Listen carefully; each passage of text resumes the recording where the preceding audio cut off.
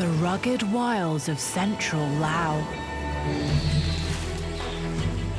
A dramatic karst landscape, shaped over millennia by monsoon rains and tributaries that feed into the mighty Mekong.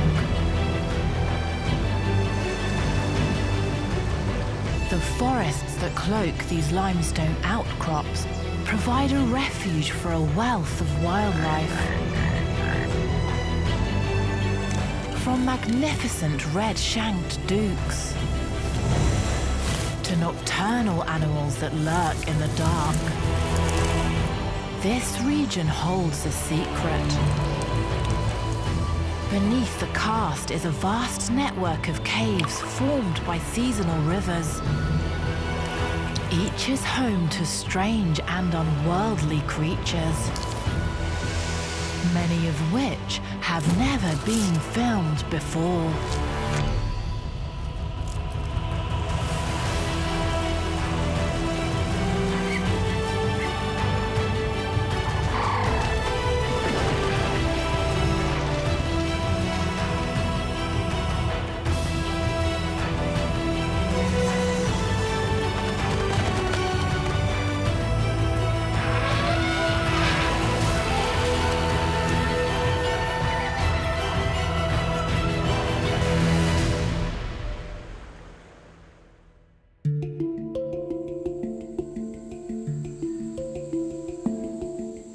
The Khammouane plateau of central Laos. This karst region in the Annamite mountain range marks the eastern edge of the Mekong basin. The river flows through the limestone foothills only 12 miles away. During the wet season, rainwater filtering down through the expanse of porous rock feeds the Mekong and its tributaries. Over millennia, the water seeping through the limestone has carved out an extensive network of caves beneath the plateau, creating a secret world waiting to be explored.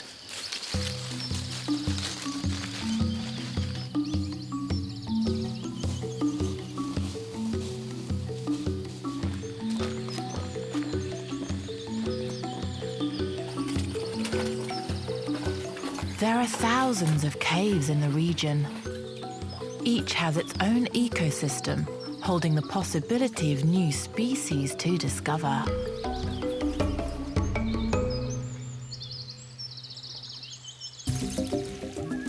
Occupying a narrow region between Thailand and Vietnam, the Khammouane plateau of Laos lies just to the east of the Mekong.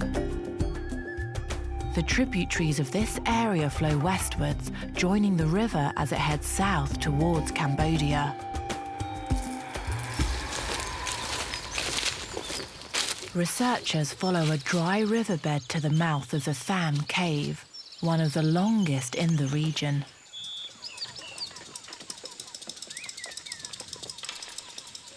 This river cave is at least 9 miles deep. In a few weeks, the seasonal rains will arrive.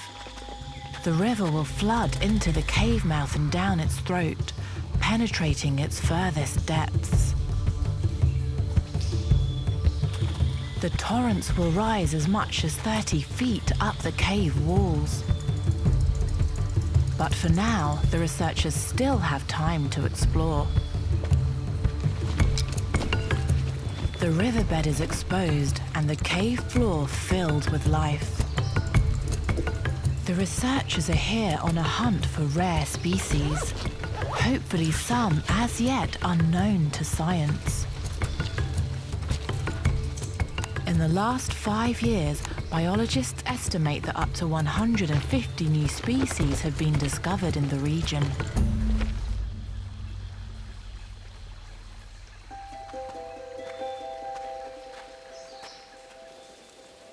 An abandoned boat is an eerie reminder of the torrents that will soon arrive.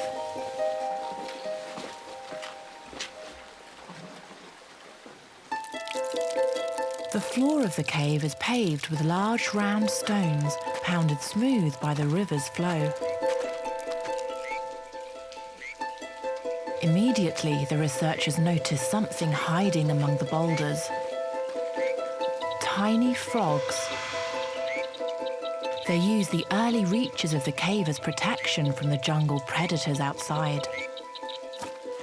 It's a dangerous game. Far worse might be waiting for them to venture in too far.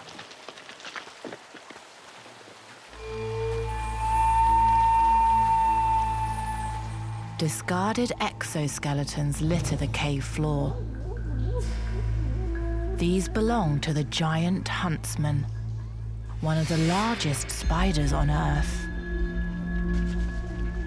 The shrunken, empty shells are a ghostly hint at what's lurking in the dark.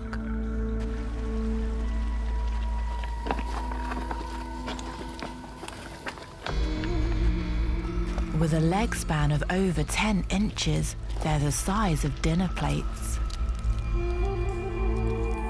The giant Huntsman was only discovered in 2001. Each trip reveals new findings about this spider species. This female is waiting for her next meal to cross her path. She hasn't moved a muscle for more than 3 hours. Although her eyesight is good, she also detects prey through vibrations.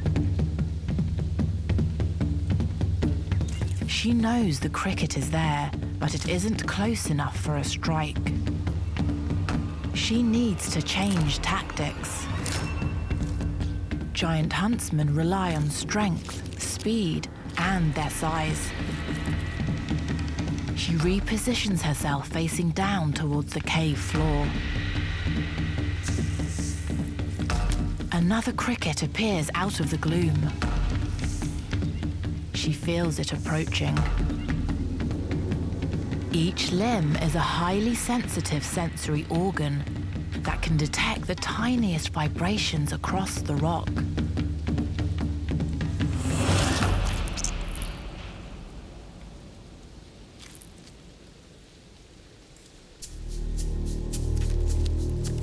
Crushing mandibles tear immediately into the cricket, and the spider injects its paralyzing venom.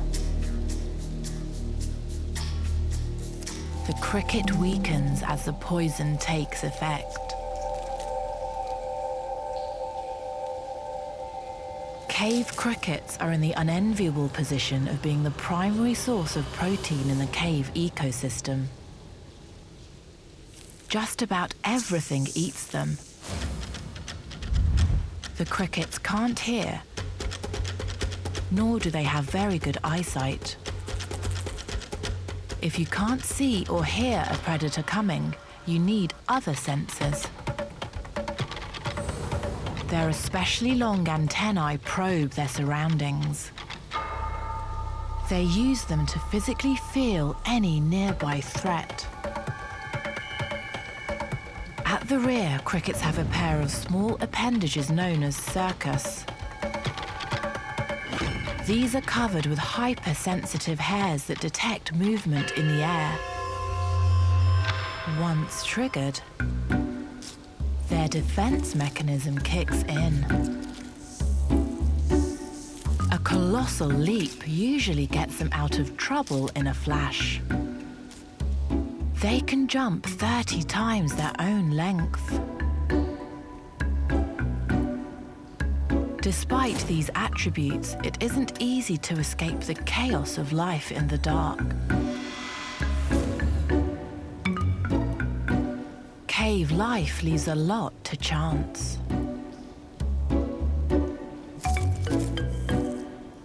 When disturbed, crickets often spring randomly into the darkness. If they land in the wrong place, at the wrong time, it's all over. These elements of surprise work both ways, and crickets use this to their advantage. Sometimes in the cave, a little luck in the dark goes a long way.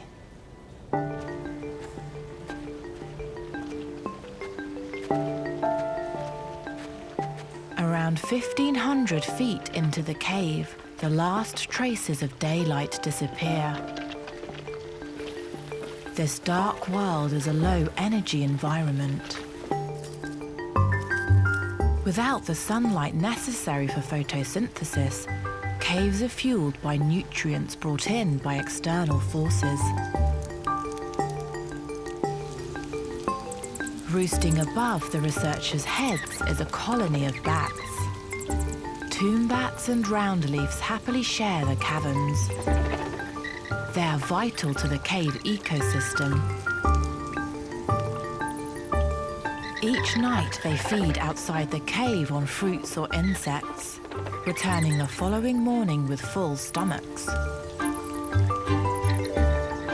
The rocks beneath the roost are thick with bat poo, called guano.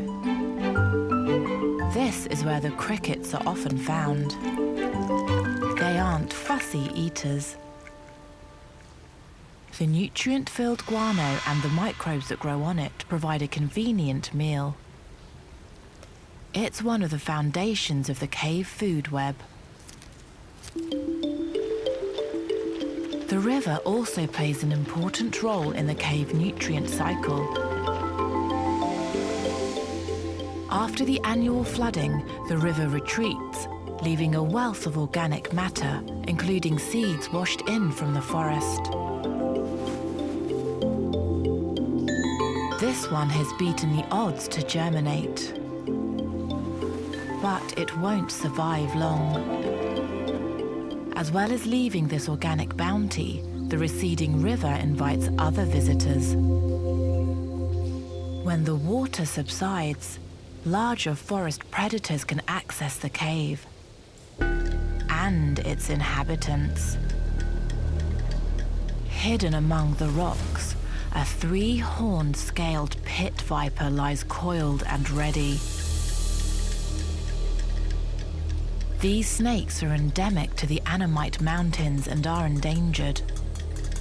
Spending most of its time hidden in the jungle, this snake is an opportunist visitor to the cave. Pit vipers prefer small mammals, but there are no rodents scurrying around these rocks. The cave viper's quarry is hanging from the ceiling. The bats. Pit vipers can't hear, so in the darkness of the cave they must rely on other senses. These snakes have an extraordinary way of detecting warm-blooded mammals.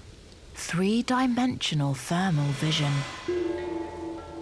Pits on either side of its head operate like infrared satellite dishes, giving the snake a precise thermal image of its surroundings. The snake patiently patrols beneath the colony. It's after the old and the weak, or the young and inexperienced. All it takes is for one to lose its grip and fall. As an ambush predator, the viper could remain here for hours. Further into the cave on a ledge, another lies in wait. The researchers keep a respectful distance. A bite can be deadly. Flickering its forked tongue, the viper tastes the air. Then identifies the smell as predator, prey, or otherwise.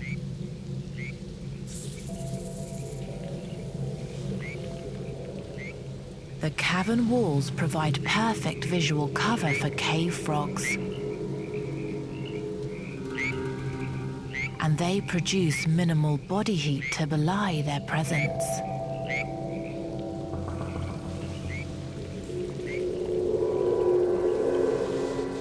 But this frog is in the snake's path.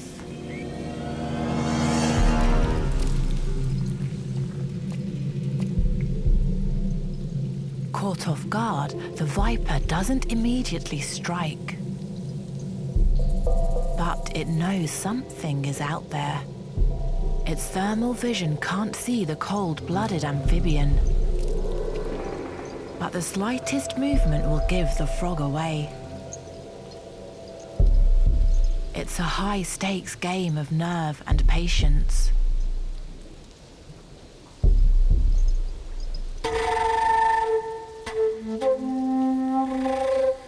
The frog lives another day. And for now, the cave viper goes hungry. Cave predators like the solitary pit viper might not eat for weeks. But some are far more voracious. They operate on a different scale. Ants. Even the giant huntsmen give wide berth to these tiny but formidable creatures.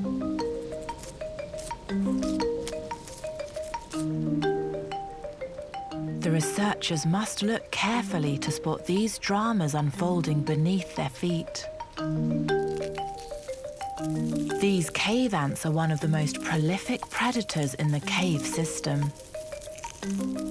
Small teams of ants shuttle just about anything they can carry back to their nest in the rocks. Communication and cooperation are the key to their success. These platoons work with seamless efficiency. But every so often, they come across something a little less manageable.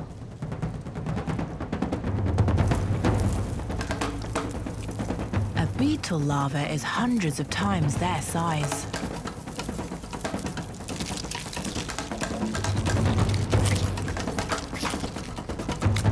As they struggle with the larva, they send out a chemical request to the rest of the colony.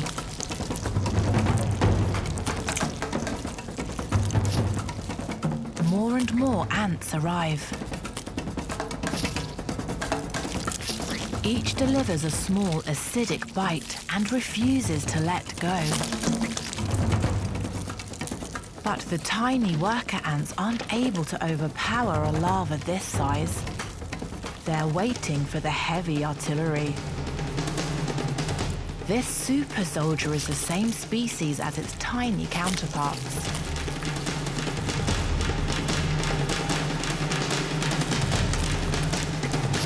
The larva manages to fend off the massive soldier ant. But it's quickly on its feet. And back on the attack. This huge difference in size within a species is rare, but it's a useful adaptation if the colony wants to take on such large prey.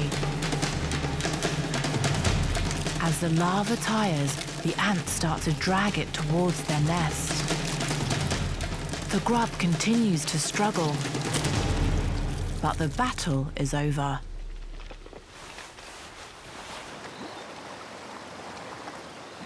Rising above the Mekong's eastern flanks, the Khammouane plateau contains thousands of similar caves.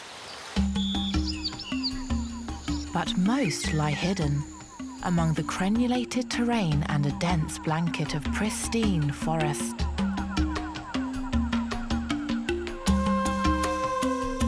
These inaccessible peaks are home to one of the planet's most striking primates. Red-shanked doucs. These endangered monkeys occupy an extremely narrow range of forest running along a section of the Vietnam-Laos border. Doucs live in a modular society. Small family units split off from the main troop to spend the day foraging. As it's the dry season, there aren't many energy-rich fruits and seeds about. The douc solution is to consume as many leaves as possible. With a diet consisting of 80% leaves, these monkeys are foliage connoisseurs. troop finds a tree covered with tiny, tender shoots. They prefer the fresh growth as it's easier to digest than tough old leaves. Everyone gobbles up as much as they can.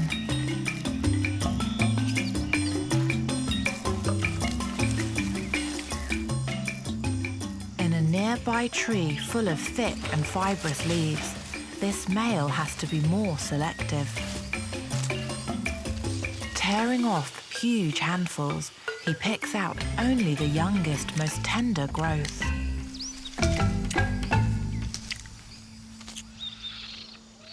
Fortunately, the supply of leaves is almost endless. The year-round abundance of leaves reduces competition within a troop. Red-shanks are known as one of the most mild-mannered primates. Tiny newborns are welcomed into troops of around 15 individuals, with 2 females to each male. Juveniles take 4 to 5 years to reach maturity, a long time compared to other mammals their size. This allows more time to grow and learn.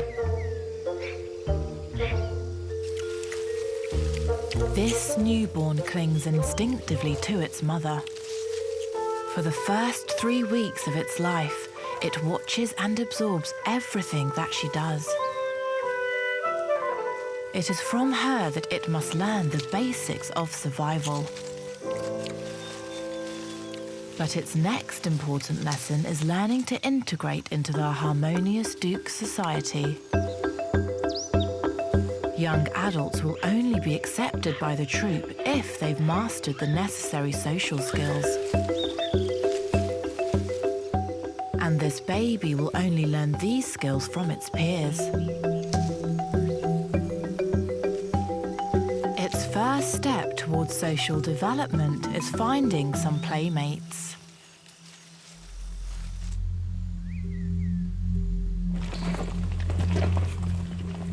Far below, the researchers are now about half a mile into the cave. They squeeze through narrow passages, which open up into cathedral-like caverns.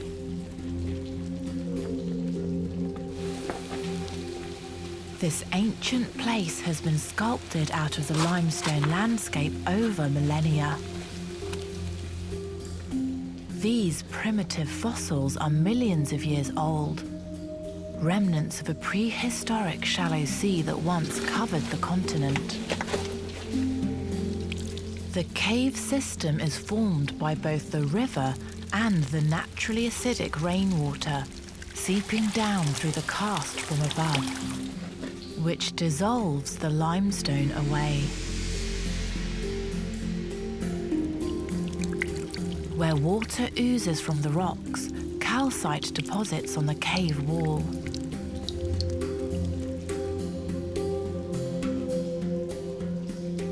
Minerals sparkle in the torchlight. Strange and beautiful formations called speleothems appear around every corner, each formed drop by drop over unimaginable timescales. Less than a year ago, these pebbles sat on the riverbed. Now they're almost impossibly balanced on tiny stalks. They're formed as the silt around them is eroded away by drips that fall from the ceiling above. Their beauty is fleeting. When the rains arrive, they'll be washed away.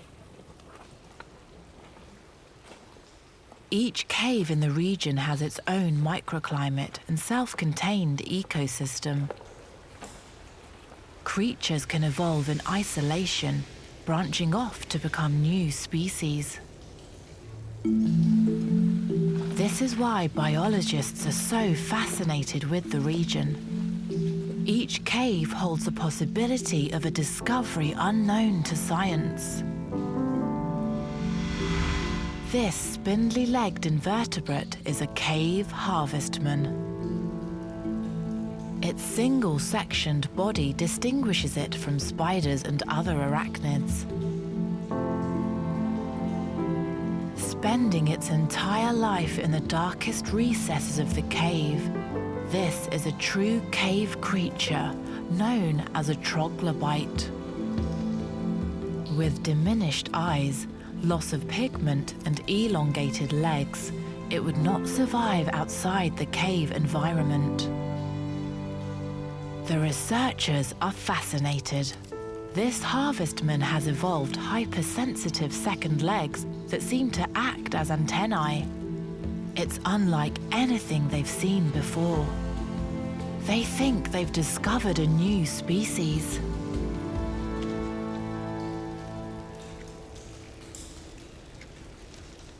Although the harvestman is an arachnid, it has no silk glands, so doesn't build webs. It has trouble wading through the sticky strands of the resident spiders. If it becomes too entangled, it will be captured and eaten. There isn't much to eat this deep into the cave. Most inhabitants have adapted by slowing down their metabolism. These midges flying about are unusually deep in the cave system, perhaps blown in on the air currents. The harvestman senses them ahead, but must get close enough to make a kill. In the darkness, it hunts with two feathery front appendages that act like nets. Clambering through the strange limestone landscape, it finally settles into position. It has two midges in its sights and snares both in one hit.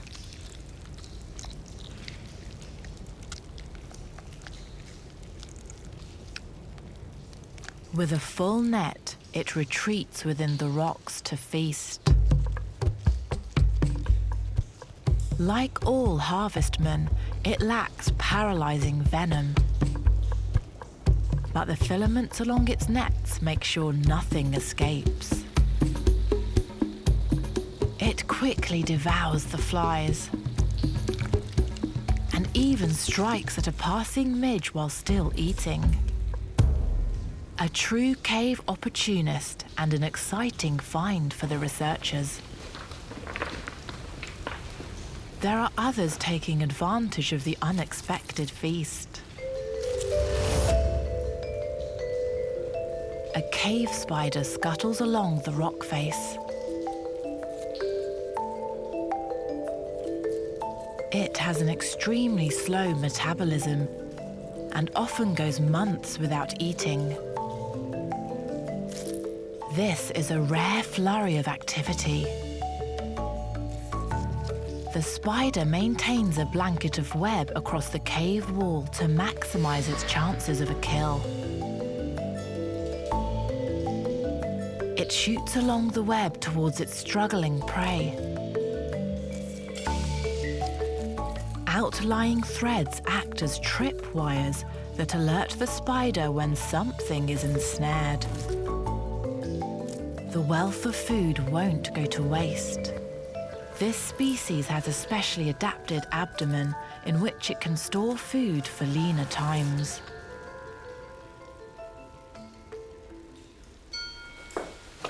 In a small side passage 325 feet further into the cave, the researchers find an extremely rare troglobite, a recently discovered freshwater crab. It's thought they were once washed into the cave by accident, but instead of dying out in the dank gloom, they adapted to the conditions and thrived. They sift through the organic matter deposited by river surges and water seeping down through the karst.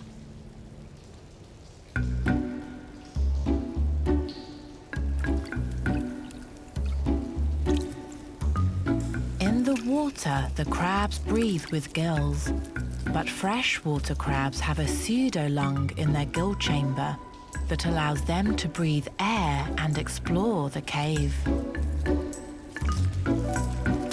Reduced eye stalks and elongated legs that can probe farther in the darkness make this species the most highly modified cave-dwelling crab in Indochina.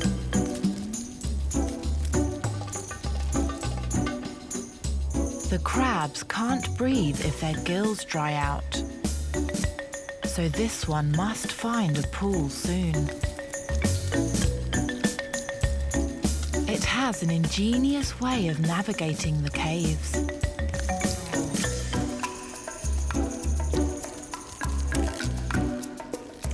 As it explores, it creates taste and smell maps of the scattered pools. Within minutes, it finds what it's looking for. An uninhabited pool all to itself. These evolutionary adaptations have allowed the species to migrate into the most inaccessible depths of the cave environment.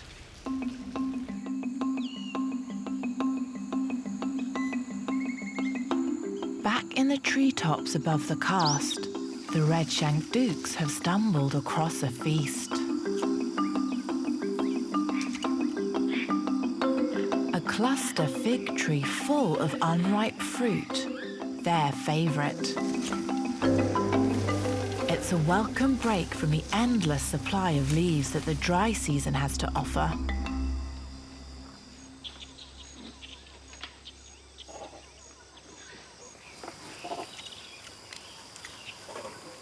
The doucs call back and forth to each other across the canopy to stay in touch. An important part of douc etiquette. This mother and her 8-week-old baby stick close together. The little douc is confident enough to leave his mother's side, but integrating with the wider troop is more daunting.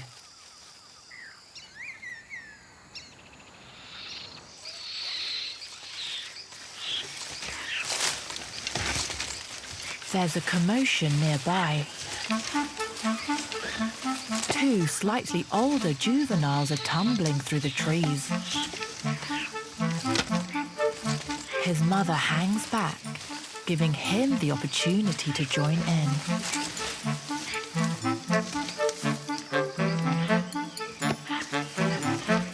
He needs to make friends his own age.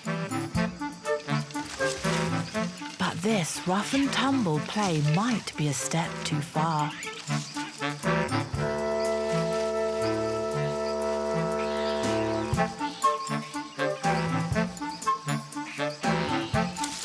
Enough is enough. Sensing danger, the mother makes a quick escape with her baby.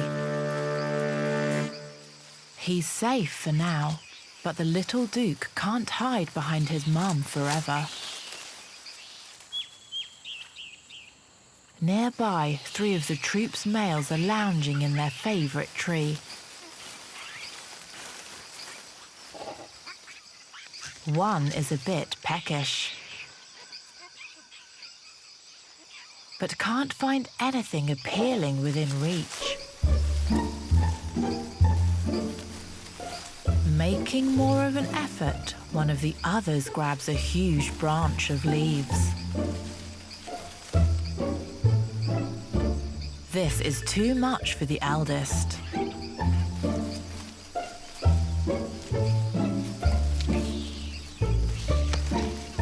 He snatches at the snack.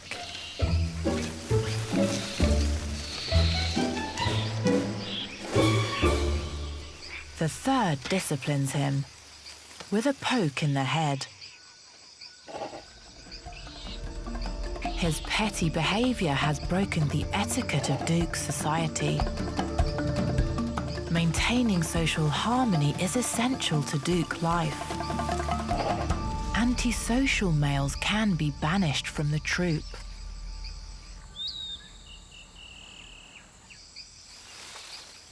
far away, the young douc has found a potential playmate.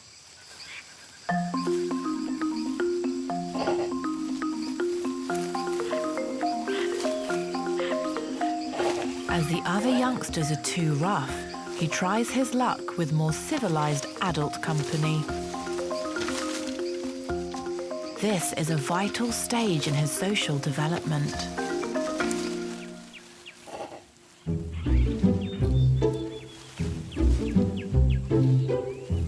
As more adults arrive to feed, he becomes nervous.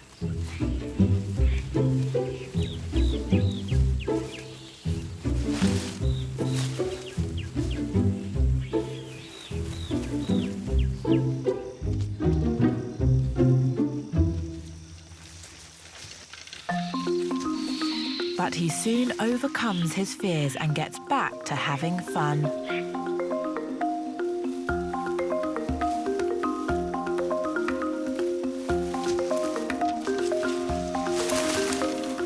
His newfound confidence with the adults is teaching him the manners needed as a young subordinate in the troop. It's important to experience both dominant and subordinate situations, all aspects of later troop life. The youngster's thirst for adventure grows. He boldly wanders off. These are his first big steps towards independence. His antics catch the attention of another baby.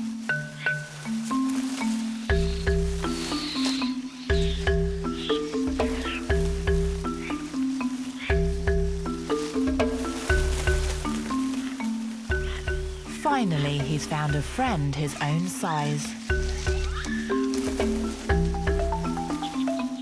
These playgroups provide a safe place where mistakes happen and juveniles experiment, finding their place in the social order.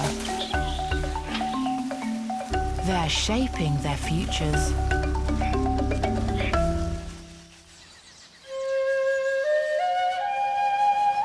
As evening approaches, the small family groups start to gather together. With their strong social bonds, there's safety in numbers. The little douc's new social skills will help him as he learns the intricacies of douc life.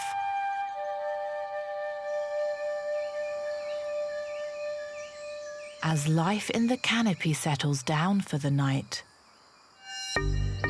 the entrance to the cave is only just waking up.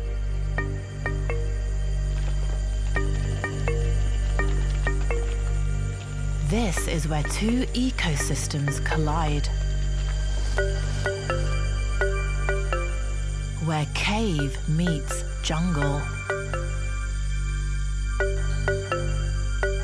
A place still affected by the cycle of day and night, unlike the depths of the cave. As darkness falls, the cave mouth becomes an epicenter of activity.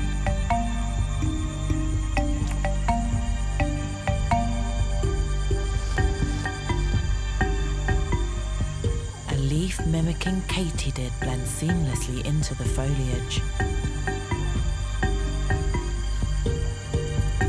Before it heads off into the night to feed, it meticulously grooms itself.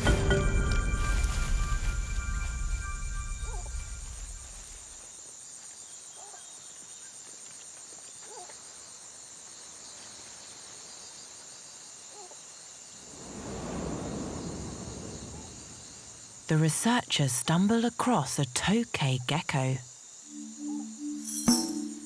a huge nocturnal forest species that grows up to 14 inches in length. Its bulbous eyes are 350 times more sensitive to light than a human's. Strong adhesive pads on its feet cling powerfully to the tree.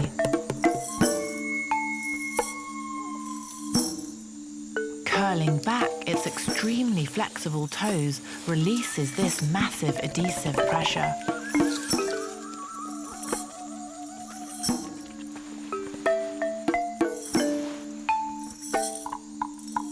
The researchers also find a recently discovered bent-toed gecko. Living on the ground, it lacks the adhesive foot pads of the true geckos.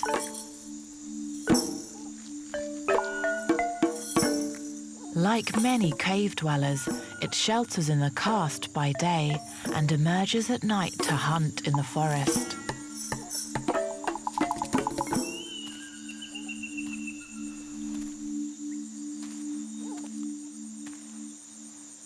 Decaying leaves litter the entrance to the cave. The blanket of organic matter is packed full of insects.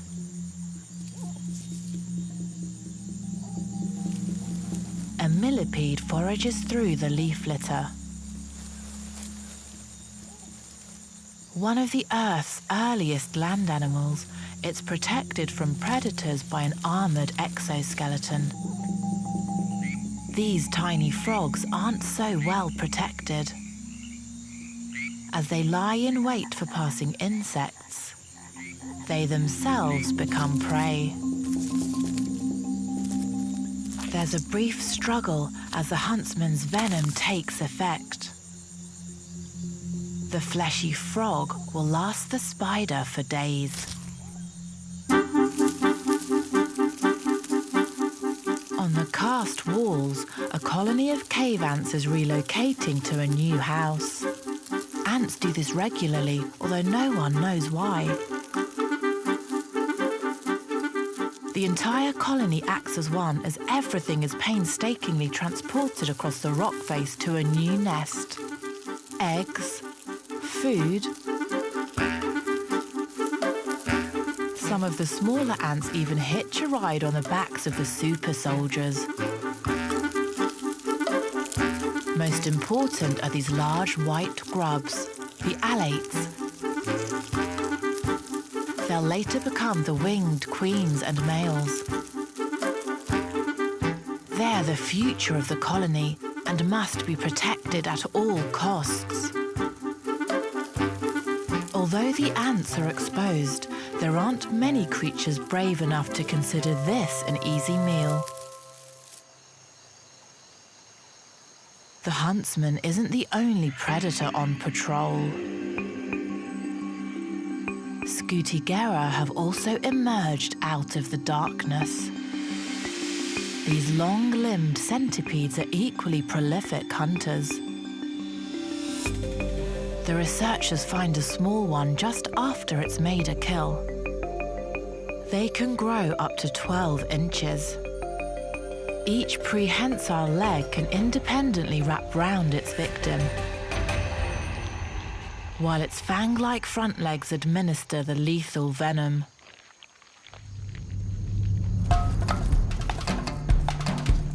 Scutigera patrol the leaf litter.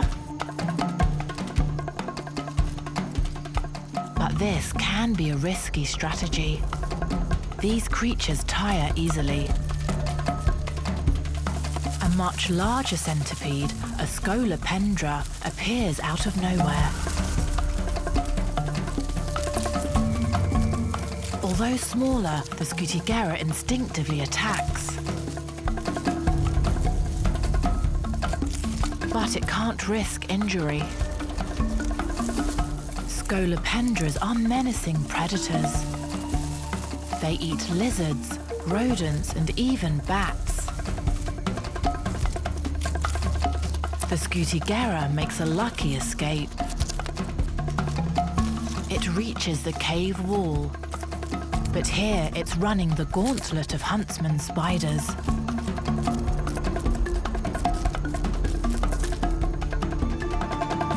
It rides its luck one too many times.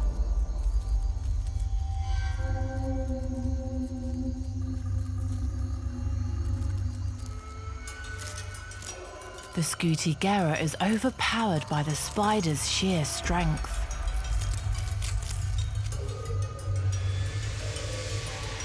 Any chance it has of escape is extinguished as the spider's venom takes hold.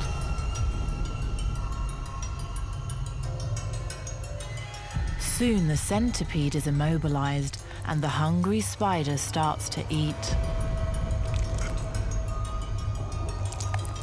The spider chews with crushing mandibles.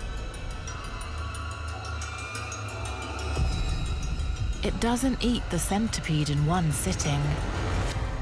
Later, it will liquefy the prey before sucking it dry.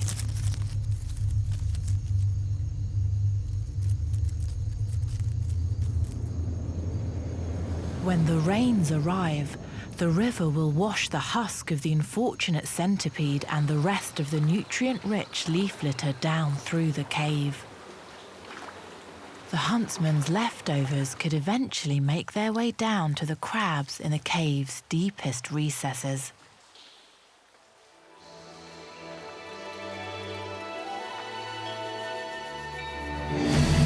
As the monsoon rains begin to fall, the region transforms.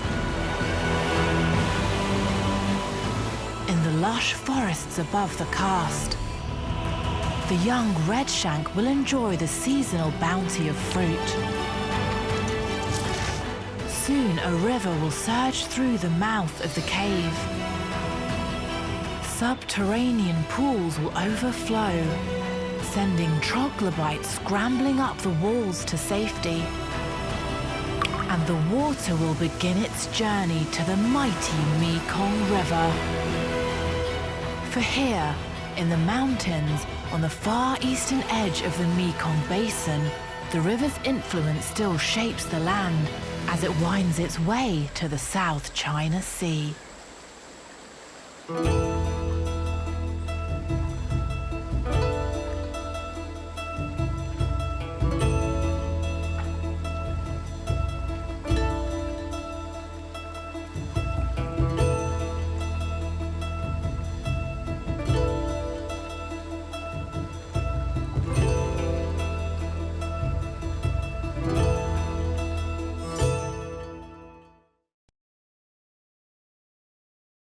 Hey Love Nature fans, be sure to like and subscribe to catch all our wild animal stories.